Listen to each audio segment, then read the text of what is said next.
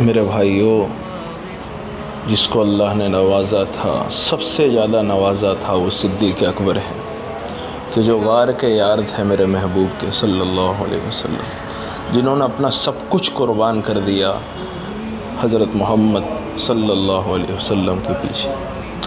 اس لیے آپ علیہ السلام نے ارشاد فرمایا کہ میں نے سارے کے سارے جو ہے صحابہ کا حق ادا کر دیا، ان کے احسان کا حق میں نے ادا کر دیا، سوائے ابو بکر کے، کہ کل قیامت کے دن اللہ اپنے فضل سے اور اپنے عطا سے ابو بکر صدیق کے اس احسان کا بدلہ چکا۔ صدیق اکبر کہ جس نے تبوک کے موقع پر اپنا سب کچھ دے دیا، حتیٰ کہ کپڑے جو تھے وہ بھی جو ہے آپ علیہ السلام کی خدمت میں پیش کر دی، اور ہزاروں جو ہے آپ علیہ السلام کی زبان مبارک سے بشارتیں ملی۔ ایک موقع پر آپ نے فرمایا کہ میں نے دیکھا خواب میں جنت میں کہ جنت کے 8 دروازے کوئی شخص کو پکارتے ہیں، مرحبا آ جائیے، ادھر سے آ جائیے۔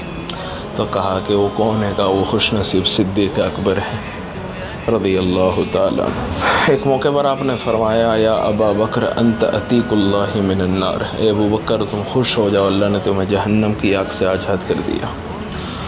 تبوک کے موقع پر ایسا لٹایا، ایسی جو ہے وفاداری کا ثبوت دیا کہ قیامت تک کوئی ایسا عاشق مصطفیٰ نہیں آ سکتا۔ آپ علیہ السلام نے اللہ سے جو ہے عمر کو تو مانگ کے لیا تھا، اس لیے یوں کہا کہ سارے کے سارے صحابہ میرے نبی کے مرید ہیں، عمر وہ ہے جو نبی کی مراد ہے۔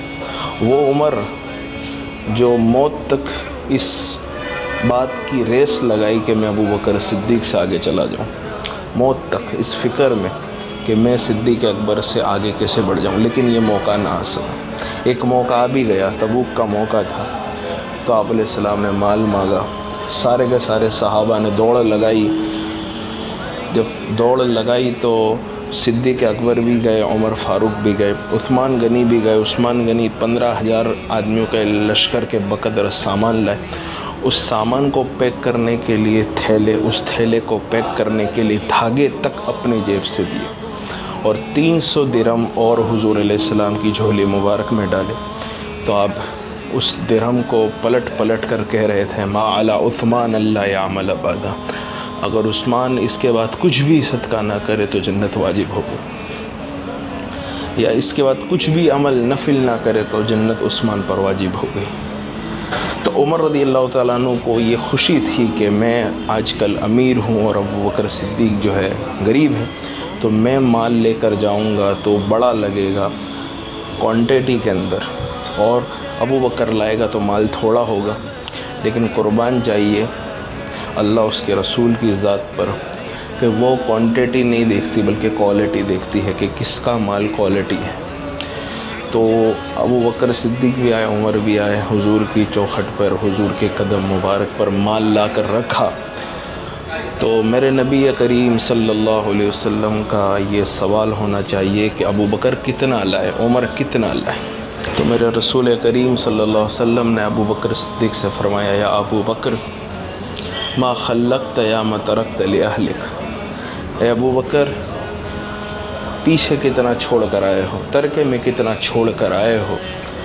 تو ابو بکر صدیق نے کہا یا رسول اللہ ترکت اللہ و رسول، میں اللہ اس کے رسول کے مبارک نام کو چھوڑ کر آیا ہوں، باقی سب لے آیا ہوں، حتیٰ کہ کپڑے اتار کر اس کپڑے کو بھی اس مال کے اندر جمع کر دیے، اور خود ٹاٹ پہن کر اس کے اندر ببول کے کانٹے جو ہے پھنسا دیے۔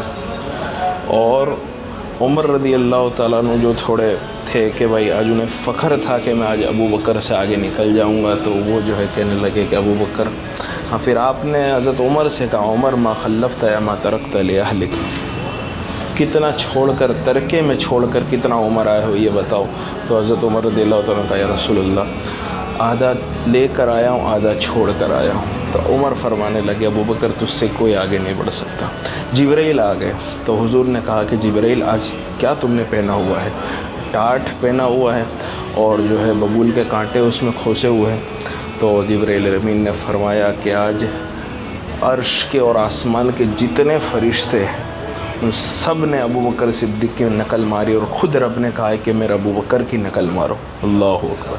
تو یہ صدیق اکبر تھے جو اتنی غلامی مصطفیٰ میں اپنے آپ کو ڈھال دیا تھا۔ اللہ تعالیٰ ایسی غلامی کا کچھ شائبہ ہمیں نصیب فرما دے۔